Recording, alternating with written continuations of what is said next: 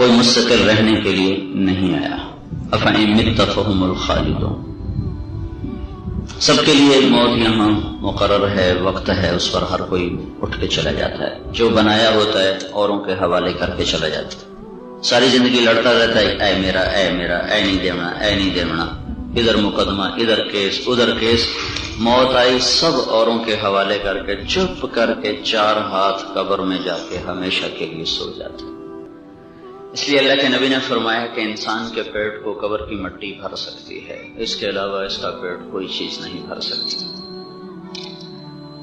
تو اس امتحان میں ایک بہت بڑا طبقہ ہے جو اللہ کو نہ پہچان کے فیل ہو چکا ہے. لا الہ الا اللہ کا انکار کر دینا یہ بہت بڑی ناکامی ہے. قل ان الخاسرین الذین خسروا انفسهم واہلیہم یوم القیامہ. اللہ تعالیٰ فرما رہے ہیں انہیں بتاؤ کہ اصل ناکام وہ لوگ ہیں جو قیامت کے دن اللہ کے دربار میں کفر و شرک کی وجہ سے ناکام ہو جائیں گے. الا ذلک هو الخسران المبین. یہی اصل بہت بڑی ناکامی ہے. وہ کیا ہے؟ لہم من فوقہم ظلل من النار ومن تحتہم ظلل. ان کے اوپر بھی آگ ہوگی، ان کے نیچے بھی آگ ہوگی. ذلک یخوف اللہ بہ عبادہ. یہ وہ ناکامی ہے جس سے اللہ تمہیں ڈراتا ہے. یا عباد فاتقون. میرے بندو تم بھی کچھ ہوش کر لو، عقل سے سمجھو، فکر سے سمجھو. تو ایک بڑا طبقہ تو وہ ہے جو لا الہ الا اللہ کو چھوڑ کر ہمیشہ کے لیے ناکام ہو. ان اللہ لا یغفر ان یشرک بہ. اس کو اللہ تعالیٰ نے یہ کہا میں شرک معاف نہیں کر سکتا. وَيَغْفِرُ مَا دُونَ ذَلِكَ لِمَن يَشَاءُ. اس کے بعد جس کو چاہوں میں معاف کروں. ہم ایمان والے ہیں، اللہ کا شکر ہے، ہم اس میں تو پاس ہو گئے. لا الہ الا اللہ، کوئی اللہ کے سوا معبود نہیں. کوئی مسلمان پتھر کو سجدہ نہیں کرتا، کوئی گائے بندر کے آگے سجدے. بہت سے لوگ قبروں پہ جا کے سجدے کرتے ہیں. وہ نادان ہیں، وہ ان کو سمجھ کوئی نہیں، عقل کوئی نہیں ہے. لیکن لا الہ الا اللہ وہ بھی کہتے ہیں، ان کو کوئی تھوڑا سا سمجھا دو تو فوراً ٹھیک ہو جائیں گے. صرف ان کو پتہ کوئی نہیں، وہ جانتے نہیں. اتنا وہ بھی جانتے ہیں لا الہ الا اللہ، اللہ ایک. سب سے زیادہ مسلمان ہم، میں اور آپ، جو سب سے زیادہ ہم فیل ہوتے ہیں اور ہمیں جو دھوکہ لگتا ہے، وہ جس پیپر میں ہمارے نمبر کٹیں گے وہ ہے اللہ کا رب. رب. آپ کو معلوم ہے کہ قبر کا جو پہلا سوال ہے وہ توحید کا نہیں، ربوبیت کا ہے. یہ سوال نہیں ہے تیرا معبود کو. وہ سجدہ نماز نہ بھی پڑھتا ہو نا، وہ کہتا سجدہ صرف اللہ نے اور کسی نے کوئی. ہماری جماعت گئی چونیاں، وہاں ایک بڑا رسہ گیر تھا زمیندار. قتل بھی، چوریاں بھی، ڈاکے بھی، چور رکھے بھی ہوئے، سارے علاقے پر اس کی دشت تھی. تو اس کو گشت کر کے لا رہے تھے چونیا میں. تو راستے میں یہ پولیس والوں نے ناکہ لگایا ہوتا، تو وہاں سے ذرا سا گاڑی آہستہ ہوئی تو وہ پولیس والے نے دیکھا تو بھاگ گیا. تو کہنے لگا یہ اے بندہ ٹھیک ہو گیا، سارا چونیا ٹھیک ہو جائے. وہ صبح سے شام تک ہمارے پاس رہا، باتیں بھی سنتا رہا، بات ہوتی بھی رہی. شام کو مجھ سے کہنے لگا مولوی صاحب ایک شرک نہیں کیتا باقی ہر گناہ کیتا. اس کو ایسی ندامت ہوئی کہ اگلے دن وہ گیا اور جا کے کئی آدمیوں کی زمینیں قبضہ کی ہوئی تھی سب واپس کر دی. ان کو بلا کر بھائی اپنی زمینیں لے. ان پر ایسی دہشت وہ گئے جی بات تسی رکھ لو سانو ٹھیکہ دے دے. نا بھائی نے میری پچھلی معاف کرو تو اے اپنی اپنی جائیداد سنبھالو. تو کوئی کتنا ہی گناہ گار ہو وہ یہ سمجھتا ہے کہ سجدہ اللہ کو ہے. تو قبر میں یہ سوال نہیں تیرا معبود کون ہے. بڑا اوکھا سوال. قبر کا سوال ہے من ربک، تیرا پالنے والا کون ہے، تیرا رب کون ہے. یہ اتنا اہم چیپٹر ہے کہ جب اللہ نے قرآن کو شروع کیا تو اپنا تعارف کروایا. سب سے پہلے آدمی نے تعارف کروایا تو اللہ نے اپنا تعارف کروایا الحمدللہ. تو اللہ ایک ذاتی نام ہے، اس ذات کا تعارف صفات سے ہوتا ہے. وجہ نام مشترک ہو جاتے ہیں، صفات مختلف ہو جاتی ہیں. بابل نگر میں گیا تو وہاں لگا ہوا تھا، میرا نام بھی طارق جمیل ہے، وہاں لگا ہوا تھا طارق جمیل، آگے ایڈوکیٹ، تو ادھر لگ گیا مولوی، ادھر لگ گیا ایڈوکیٹ، تو صفت کے مختلف ہونے سے دو ذات الگ الگ متعین ہو، تو صفات سے ذات کا تعین ہوتا۔ الحمدللہ، سب تعریفیں اللہ کی۔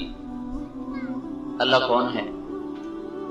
تو خود اللہ نے کہا میں کون ہوں؟ رب العالمین، میں وہ ہوں جو صرف تمہیں نہیں کل کائنات کو پالتا ہوں۔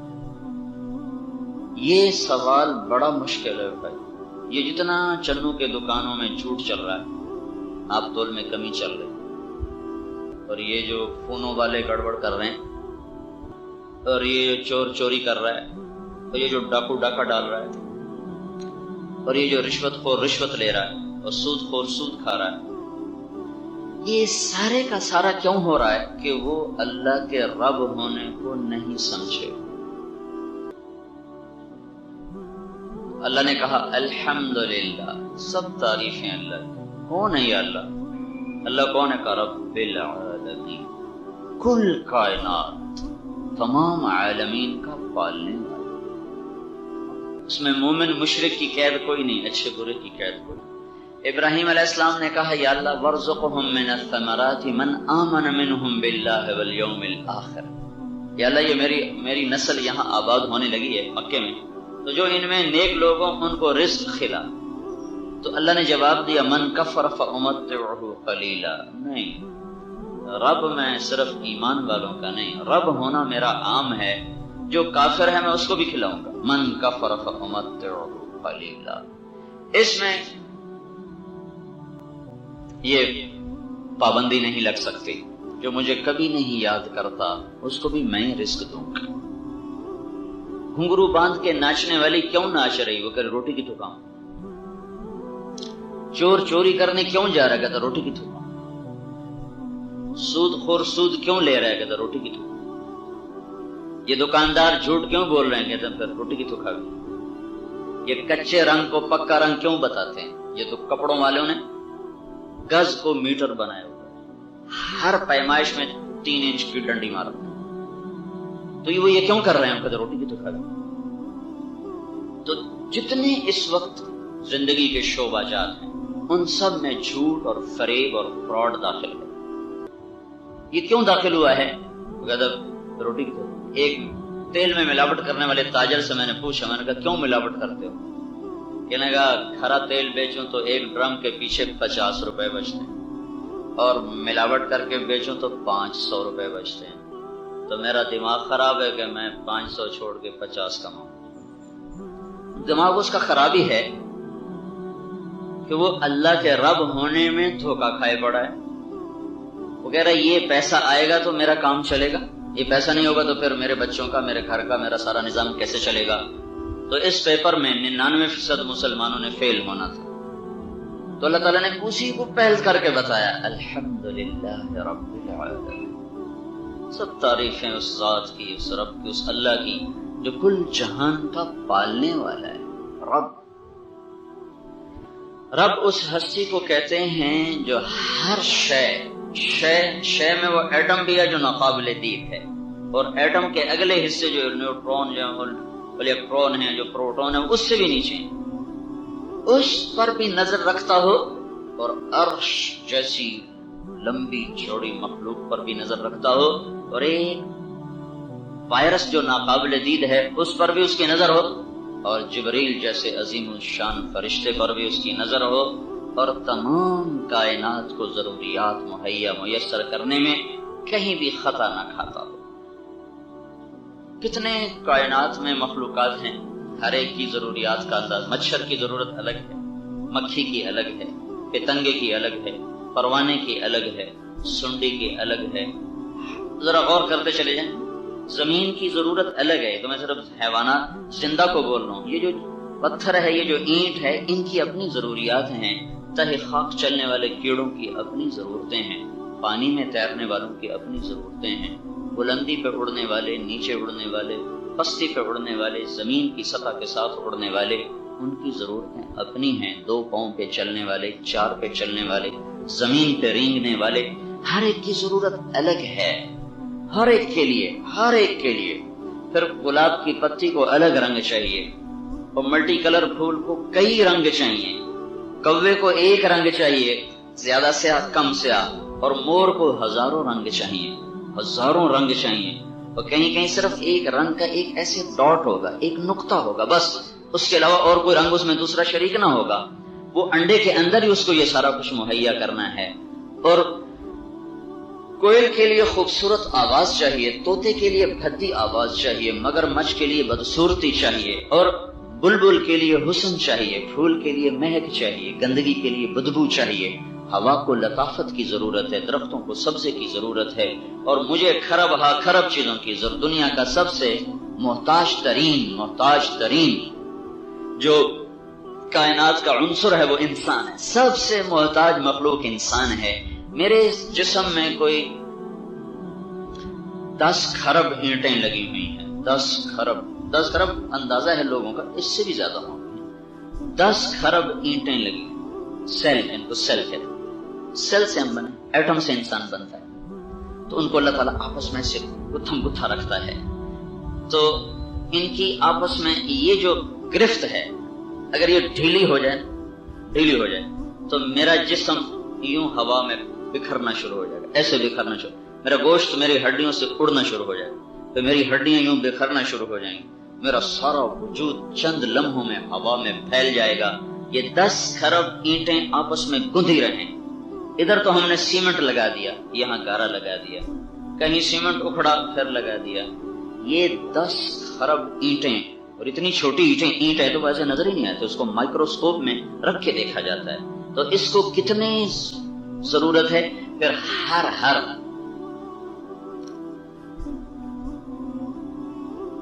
ایک چھوٹا سا سیل ہے جو ہمارے اندر انسولین بناتا ہے، جس کو بیٹا سیل کہتے ہیں، الفا سیل شوگر بناتا ہے، بیٹا سیل انسولین بناتا ہے، اس کی شوگر کو یہ انسولین برابر کرتی رہتی ہے، تو جب بیٹا سیل بیمار ہو جاتا ہے تو شوگر ہو جاتی ہے۔ چینی کھانے سے شوگر نہیں ہوتی، مٹھا بڑا کھاتا شوگر ہو گئی، میٹھا کھانے سے شوگر نہیں ہوتی، بیٹا سیل جب اپنا کام چھوڑ دیتا ہے اس سے شوگر ہو جاتی ہے۔ یہ جو چھوٹا سا پینکریاس ہے، اتنا سا لبلبا، جس میں وہ سیل کام کر رہا ہے اور اس سے وہ انسولین مجھے مہیا کر رہا ہے جو میری شوگر کو برابر کرتی رہتی ہے۔ اس ایک سیل کے کام کے لیے اگر دنیا میں فیکٹری لگائی جائے جس سے ہم وہ انسولین حاصل کریں جو اتنے سے حصے میں میرے جسم میں اللہ پیدا فرما رہا ہے، تو کم از کم 18 منزلہ بلڈنگ کی ضرورت ہے۔ 18 منزلہ بلڈنگ چاہیے جس میں مشینری فٹ ہو اور اس پر ارب ڈالر لگیں اور اس پر لاکھوں انسانوں کی نظر بھی ہو، دماغ بھی ہو، پھر اس میں سے ممکن ہے کہ وہ نکل آئے جو میرے اتنے سے حصے میں اللہ تعالیٰ مجھے مہیا کر رہا ہے۔ تو میں تو محتاج ترین ہستی ہوں کائنات کی، محتاج ترین ہستی ہوں کائنات کی۔ اتنا سا گردہ ہوتا ہے، اس میں 10 لاکھ سوراخ ہیں، اتنا سا گردہ، اور ہر وقت اس میں سے پیشاب بھی گزر رہا ہے، خون بھی آ رہا ہے، پانی بھی آ رہا ہے، پیشاب بھی آ رہا ہے، خون بھی آ رہا ہے۔ ہم چائے ایک دفعہ چھانتے ہیں تو ہماری چھلنی بند ہو جاتی ہے، ہوں بھائی دھوو جی، صاف کرو جی، کی ہوگا جی، ملائی بچ جم گئی ہے، پتی بچ پہ گئی، پھر صاف کرو، پھر ڈالا، ہر دفعہ وہ صاف کر رہے ہیں۔ خون میں کتنا کچھ کثافت گند ہوتا ہے، اور اتنے سے گردے میں اگر 10 لاکھ سوراخ ہوں تو کتنے باریک ہوں؟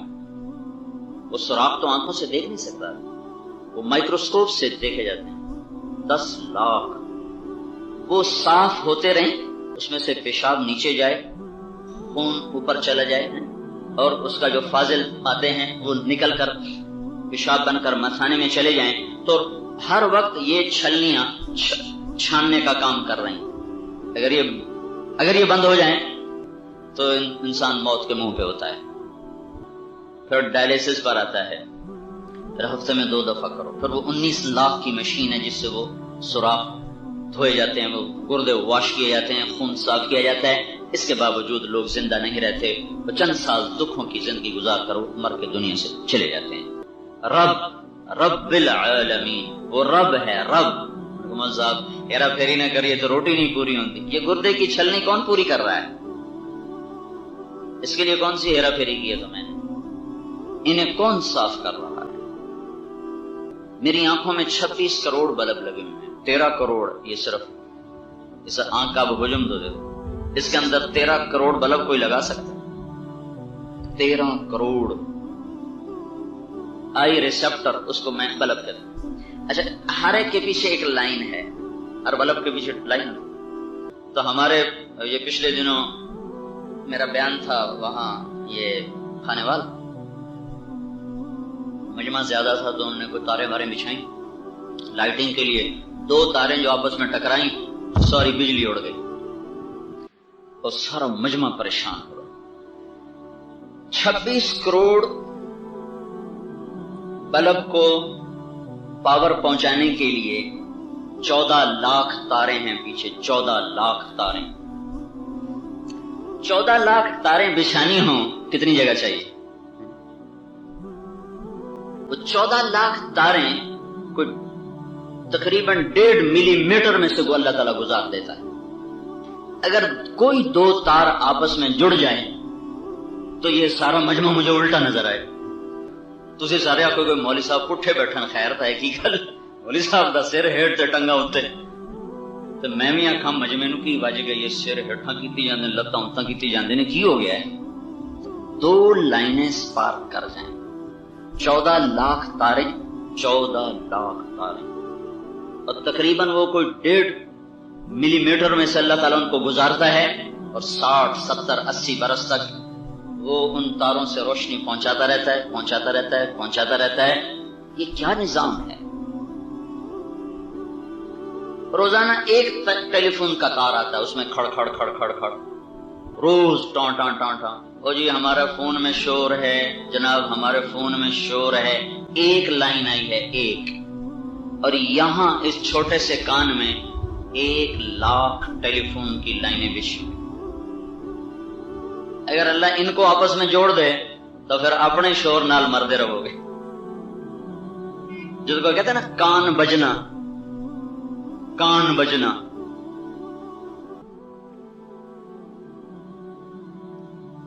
الحمدللہ رب العالمین، رب العالمین۔ آپ کے سامنے یہ بال بڑھتے ہیں، یہ بھی بڑھتے ہیں، یہ کیوں نہیں بڑھتے؟ یہ بھموں کے بال کیوں نہیں بڑھنا شروع ہو؟ یہ پلکوں کے بال کیوں نہیں آگے آگے آگے آگے سفر شروع کر؟ سر کے بال بھی بڑھائے، داڑھی کے بھی بڑھائے، مونچھوں کے بھی بڑھائے، اور جب بھویں اور پلکیں آئیں تو سٹاپ، دانت یہاں آ کے رک گئے، آگے کیوں نہیں سفر کر رہے؟ کہ میرے اللہ کا ایک آٹومیٹک سسٹم ہے کہ ہر عضو کو ایک سطح تک بڑھاتا ہے، تو ساتھ ہی ایک دوسرا سسٹم آ کر اس کو کنٹرول کر رہے تو اس کو آگے نہیں بڑھنے دیتا۔ اگر اس کا کنٹرولنگ سسٹم خراب ہو جائے، جس عضو کا، اس ایک انگلی کا ہی خراب ہو جائے تو یہ یوں چلنا شروع ہو جائے گی، اسے کو روک نہیں سکے، آنکھ یوں بڑھنا شروع ہو جائے گی۔ ایک ہفتے پہلے ایک بچہ میرے پاس لایا، ایک آدمی ہمارے یہ پھو پر رہنے والا، اس کی زبان لٹک کے باہر آئی تھی یہاں تک، اور اتنی موٹی یہاں تک، مجھے دیکھا نہیں گیا، کب کبھی تاری ہوگی میرے اوپر۔ تو پہلے دن دل سے زبان کا شکر ادا ہوا کہ یا اللہ ہم اس سے کیا کچھ بولتے ہیں اور تو اسے سلامت رکھے ہوئے۔ سارا دن آدمی گالیاں نکالتا ہے، جھوٹ بولتا ہے، غیبت کرتا ہے، لوگوں کو دھوکہ دیتا ہے، فراڈ کرتا ہے، اور وہ نہیں سمجھتا کہ اس پر کنٹرول کس کا، نظام کس کا ہے۔ اس کو اللہ تعالیٰ بڑھاتا ہے، جب یہ دانتوں کے ساتھ آ کر ٹچ کرتی ہے تو پیچھے ایک سسٹم ہے جو اس کو روک دیتا ہے، بس آگے نہیں جانا۔ جب وہ سسٹم خراب ہو جاتا ہے تو وہ آگے چلنا شروع ہو جاتی ہے۔ تو اس بچے کا وہ سسٹم خراب تھا، اس کی زبان نکل کے باہر آ گئی تھی اور اتنی موٹی ہو چکی تھی، اس کی زبان اس کے ہونٹوں میں پھنسی ہوئی تھی، ایسے اس کا منہ کھلا ہوا تھا۔ میں نے اسی وقت اس کو بھیجا ادھر میو ہسپتال۔ پھر وہاں میں نے ڈاکٹر سے پوچھا کہ یہ کیا چکر ہے، میں نے زندگی میں پہلا ایسا مریض دیکھا ہے۔ تو اس نے مجھے یہ بات بتائی کہ اللہ تعالیٰ نے ہر عضو کو ایک حد تک چلانے کا سسٹم رکھا ہے، پھر وہاں اس کو بند کرنے کا سسٹم رکھا ہے۔ جس عضو کے بند کرنے کا سسٹم خراب ہو جاتا ہے وہ خود بخود بڑھنا شروع ہو جاتا ہے۔ جو پیچھے غذا تو آ رہی، غذا آ رہی، اس کو بڑھانا شروع کر دی، بڑھانا شروع کر دی۔ تو الحمدللہ رب العالمین۔